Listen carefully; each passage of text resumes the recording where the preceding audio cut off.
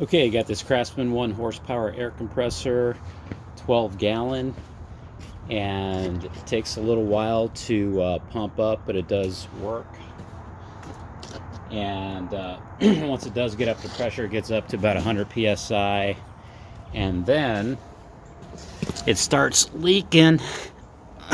Right, where am I looking at? Right here, right at that little nipple right there. That's where it starts coming out at. So if you know anything about compressors, it does hold air, and then it auto refills. But here's the on-off switch.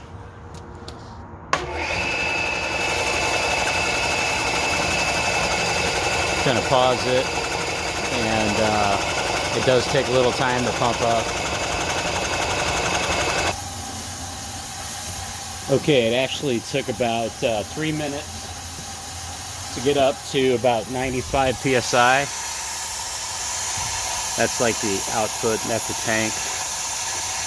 And like I said, it's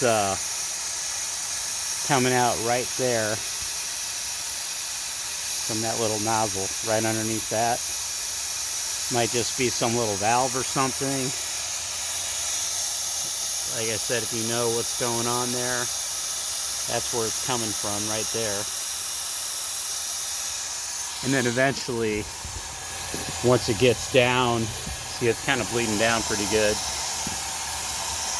already. But it does hold air temporarily, and then